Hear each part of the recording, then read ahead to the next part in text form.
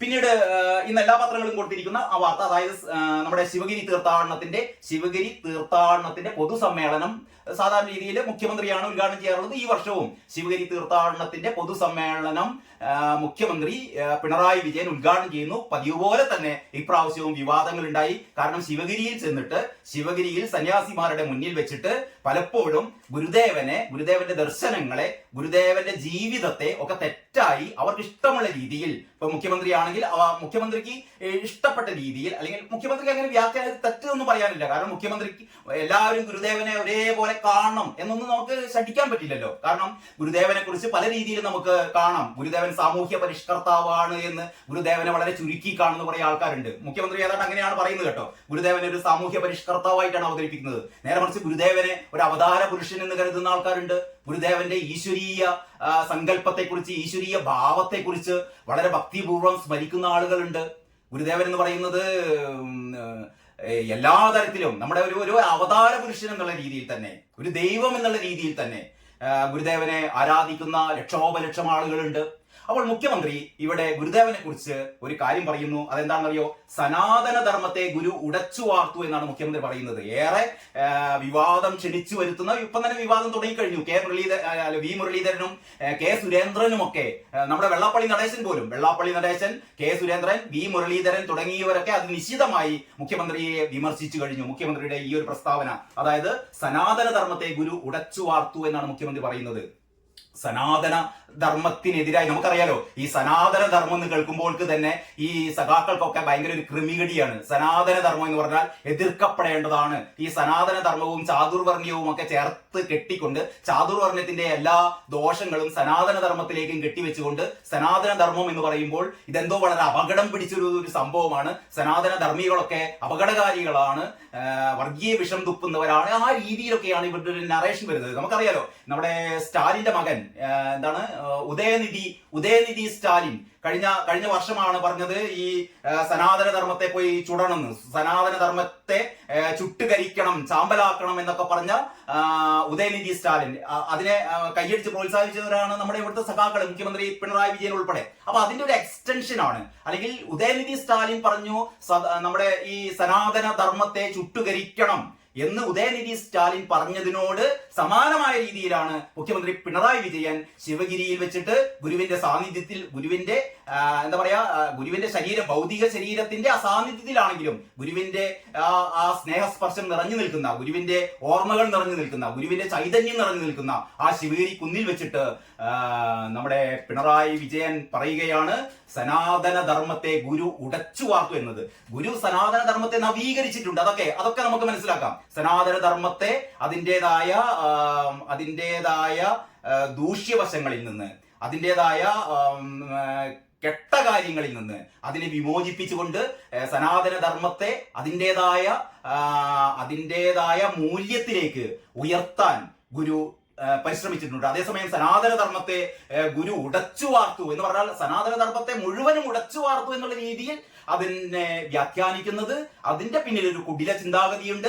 അത് ഇവിടുത്തെ BJPക്കെതിരായ, RSSനെതിരായ, ഹൈന്ദവ ദർശനങ്ങൾക്കെതിരായ, ഹിന്ദുക്കൾക്കെതിരായ ഒരു മുഖ്യമന്ത്രിയുടെ കടന്നാക്രമണം എന്ന രീതിയിൽ തന്നെ വേണം ഇതിനെ കാണണമെന്നാണ് എന്റെ വ്യക്തിപരമായ അഭിപ്രായം. ഇതിനോട് വിയോജിക്കുന്നവരൊക്കെ ഉണ്ടാകാം, നിങ്ങൾക്ക് വിയോജിക്കാം, അതൊക്കെ നിങ്ങളുടെ സ്വാതന്ത്ര്യം. അപ്പൊ നമുക്ക് മുഖ്യമന്ത്രി പറഞ്ഞ കാര്യങ്ങൾ കൂടി നോക്കാം. അതായത് സനാതന ധർമ്മത്തിന്റെ വക്താവായി ഗുരുവിനെ സ്ഥാപിക്കാൻ ശ്രമമെന്നും മുഖ്യമന്ത്രി പ്രസംഗത്തിന്റെ തൊട്ട് മുമ്പായിരുന്നു, അല്ലെങ്കിൽ തലേ ദിവസമായിരുന്നു വി മുരളീധരൻ ഈ സനാതന ധർമ്മിയായിരുന്നു ഗുരു എന്നുള്ള രീതിയിലുള്ള ഒരു പ്രസംഗം നടത്തിയത്.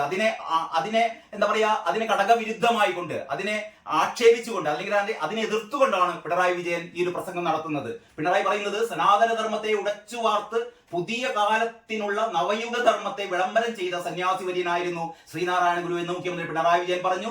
സനാതന ധർമ്മത്തിന്റെ വക്താവായി ശ്രീനാരായണ ഗുരുവിനെ സ്ഥാപിക്കാനുള്ള സംഘടിതമായ ശ്രമം നടക്കുന്നുണ്ട്.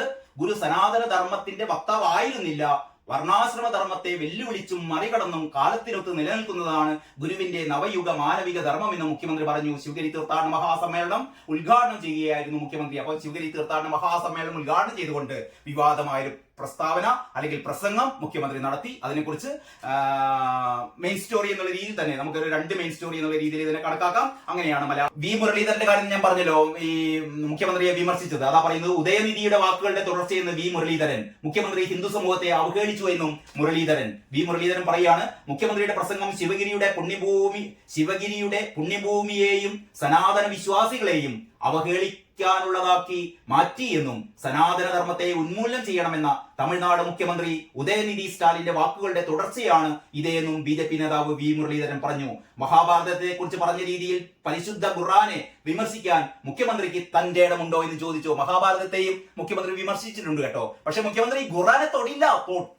തൊട്ട് കഴിഞ്ഞാൽ ഡാഷ് ഡാഷ് ഡാഷ് ഡാഷ് സംഭവിച്ചിരിക്കും. അപ്പൊ മുഖ്യമന്ത്രിക്ക് പോയി കണ്ട് അടിക്കാനുള്ള സംഭവം എന്ന് പറഞ്ഞാൽ ഹിന്ദുക്കളുടെ വിശ്വാസങ്ങൾ മുഴുവൻ അറിയാലോ. ശബരിമലയിൽ പണ്ട് സംഭവിച്ചതൊക്കെ അവസാനം കയ്യും കാലും പിടിച്ച് എന്താ പറയാ ലേലുവയ്യ എന്ന് പറയേണ്ടി വന്നു. അത് വേറെ കഥ. അപ്പൊ ഏതായാലും മഹാഭാരതത്തെ കുറിച്ച് പറഞ്ഞ രീതിയിൽ പരിശുദ്ധ ഖുർആനെ വിമർശിക്കാൻ മുഖ്യമന്ത്രിക്ക് തന്റെ ഇടമുണ്ടോ? മുഖ്യമന്ത്രി ശിവഗിരിയിലെ വേദി കമ്മ്യൂണിസ്റ്റ് പ്രചാരണത്തിന് ഉപയോഗിച്ചു എന്നൊക്കെയാണ് വി മുരളീധരൻ പറയുന്നത്. അതേപോലെ നമ്മുടെ വെള്ളാപ്പള്ളി പറയുന്നു, ശ്രീനാരായണ ഗുരു ആരാധനാമൂർത്തി. വെള്ളാപ്പള്ളി ശ്രീനാരായണ ഗുരു സനാതന ധർമ്മത്തിന്റെ വക്താവല്ലെന്നുള്ള മുഖ്യമന്ത്രി പിണറായി വിജയന്റെ ശ്രീനാരായണ ഗുരു സനാതന ധർമ്മത്തിന്റെ വക്താവല്ല എന്നുള്ള മുഖ്യമന്ത്രി പിണറായി വിജയന്റെ വ്യാഖ്യാനത്തിന് അതേ വേദിയിൽ മറുപടിയുമായി SNDP യോഗം ജനറൽ സെക്രട്ടറി വെള്ളാപ്പള്ളി നടേശൻ. ശ്രീനാരായണ ഗുരു ആരാധനാമൂർത്തിയാണ്. അതിനെ വിമർശിക്കുന്നവരുണ്ടാകാം. വിമർശിക്കുന്നവർ വിമർശിക്കട്ടെ. സനാതന ധർമ്മപ്രകാരം എന്തിലും ഏതിലും ദൈവമുണ്ടെന്നും വെള്ളാപ്പള്ളി പറഞ്ഞു. അപ്പൊ അങ്ങനെയുള്ള വാർത്തകളൊക്കെയാണ് ഈ ഉള്ളിലെ പേജിലുള്ളത്.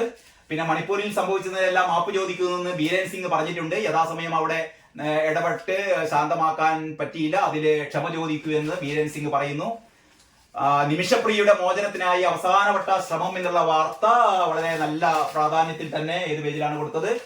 12ാം പേജിൽ കൊടുത്തിട്ടുണ്ട്. നിമിഷപ്രിയയുടെ മോചനത്തിനായി അവസാനവട്ട ശ്രമം. നിമിഷപ്രിയയുടെ കാരണം യമനിലാണ്, അറിയാലോ. യമനിൽ നിന്ന് നിമിഷപ്രിയയെ മോചിപ്പിക്കുക എന്നുള്ളത് അത്ര എളുപ്പമുള്ള കാര്യമല്ല. കാരണം യമൻ എന്ന് പറയുന്നത് ഇന്ത്യയുമായി നയതന്ത്ര ബന്ധം സ്ഥാപിച്ച ഒരു രാജ്യമല്ല.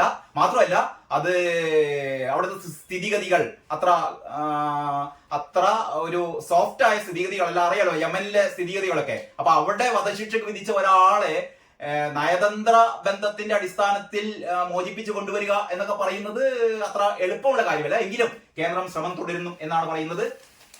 ഈ സോഷ്യൽ മീഡിയ കണ്ടു കഴിഞ്ഞാൽ ആകെ നമ്മൾ അത്ഭുതപ്പെട്ടു പോകുകയെ.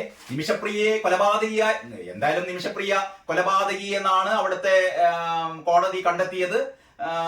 സ്പോൺസറെ കൊല ചെയ്തു എന്നാണ് കണ്ടെത്തിയത്. ഇതേപോലെ തന്നെ ഒരു കൊലപാതകം ഉണ്ടായിരുന്നു കേട്ടോ. അബ്ദുൾ റഹീമിന് ബോച്ചയുടെ നേതൃത്വത്തിൽ അവിടെ ബ്ലഡ് മണി കൊടുത്തിട്ട് അബ്ദുൾ റഹീമിനെ മടക്കി കൊണ്ടുവരുന്ന സമയത്ത് എല്ലാവരും ജയ് വിളിച്ചതായിരുന്നു. ഇവിടെയാണ് കേരളത്തിലെ ഒരു മതേതരം എന്ന് പറയുന്നത്. അതായത് മുസ്ലിം മതവിഭാഗത്തിന് വേണ്ടിയിട്ട് എന്തൊക്കെ ചെയ്താലും അത് മതേതരമാണ്. പക്ഷെ ഒരു ഹൈന്ദവ വിഭാഗത്തിനോ അല്ലെങ്കിൽ ക്രിസ്ത്യൻ മതവിഭാഗത്തിനോ ചെയ്തു കഴിഞ്ഞാൽ അത് വർഗീയമായി. അപ്പൊ ഇതാണ് ഒരു ചേരിതിരിവ് എന്ന് പറയുന്നത്. അതായത് അബ്ദുൾ റഹീമിനെ മോചിപ്പിക്കാൻ വേണ്ടിയിട്ട് ഇവിടെ നടത്തിയ മനുഷ്യത്വപരമായ ശ്രമങ്ങൾ ഉണ്ടായിരുന്നു. ആ മനുഷ്യനും ചെയ്തത് ഒരു കൊലപാതകമാണ്. പക്ഷെ ആ കൊലപാതകത്തിന്റെ എന്താ പറയാ ആഴങ്ങളിലേക്കൊന്നും ആരും പോയില്ല. ആ അബ്ദുൾ റഹീമിനെ ഉമ്മയുടെ കണ്ണീരൊക്കെ പറഞ്ഞിട്ട് അബ്ദുൾ റഹീമിനെ രക്ഷിച്ചെടുക്കാനുള്ള ശ്രമമായിരുന്നു. അതിൽ ഏതാണ്ട് 99% വിജയം നേടി. അതിന് ചില ടെക്നിക്കൽ എന്താ പറയാ നടപടിക്രമങ്ങൾ മാത്രമേ ബാക്കിയുള്ളൂ. അബ്ദുൾ റഹീമിനെ മോചിപ്പിക്കാൻ വേണ്ടി പോകുന്നു. കോടിക്കണക്കിന് രൂപ പിരിച്ചെടുത്തു. അത് ബ്ലഡ് മണിയായി കൊടുത്തു. അതേസമയം അതേപോലെ തന്നെയാണ് നിമിഷപ്രിയ. പക്ഷെ നിമിഷപ്രിയയെ രക്ഷിക്കാൻ വേണ്ടിയിട്ടുള്ള ശ്രമം നടക്കുമ്പോഴാണ് സോഷ്യൽ മീഡിയയിൽ പോയി കഴിഞ്ഞാൽ നിമിഷപ്രിയക്ക് തെറിയാണ്. ഇവർ കൊലപാതകയാണ്, ഇവരെന്തിനെ രക്ഷിക്കണം, എങ്ങനെ രക്ഷിക്കേണ്ട കാര്യമൊന്നുമില്ല എന്നൊക്കെയാണ് പറയുന്നത്. അപ്പൊ ഇത്തരത്തിൽപ്പെട്ട ഒരു മതേതര അല്ല, നമ്മൾ പറയുന്ന ഒരു മതേതര സംസ്കാരമാണ് കേരളത്തിൽ ഇങ്ങനെ എന്താ പറയാ മുളച്ചു പൊന്തല്ല, അത് തഴച്ചു വളർന്നുകൊണ്ടിരിക്കുന്നത് എന്ന് തന്നെ നമുക്ക് പറയേണ്ടിയിരിക്കുന്നു. അപ്പോൾ ഏതായാലും നിമിഷപ്രിയയെ മോചിപ്പിക്കാൻ പറ്റട്ടെ എന്ന് നമുക്ക് ആശംസിക്കാം, അല്ലെങ്കിൽ പ്രാർത്ഥിക്കാം. പോലീസ് തലപ്പത്ത് അഴിച്ചുപണി എന്ന് പറയുന്ന ഒരു വാർത്ത കൂടിയുണ്ട്. പിന്നീട് സ്പോർട്സ് പേജാണ്. MTക്ക് സാഹിത്യ ലോകം കാലത്തിന് നേർക്ക് തിരിച്ചുപിടിച്ച മനസ്സ്. മുഖ്യമന്ത്രി ചോദ്യക്കടലാസ് ജോർജ മുഹമ്മദ് ഷുഹൈബിന്റെ ജാമ്യാപേക്ഷ മാറ്റി.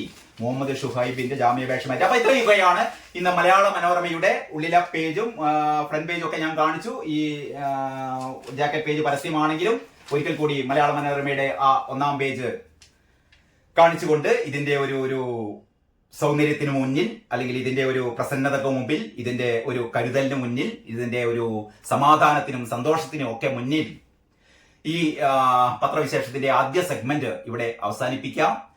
മറ്റു പത്രങ്ങളെക്കുറിച്ച് ഇതിന്റെ തുടർന്നുള്ള വീഡിയോ നിങ്ങൾക്ക് കാണാം. നിങ്ങൾ ഈ ചാനൽ സബ്സ്ക്രൈബ് ചെയ്യാത്തവർ സബ്സ്ക്രൈബ് ചെയ്യണമെന്ന് അഭ്യർത്ഥിക്കുകയാണ്.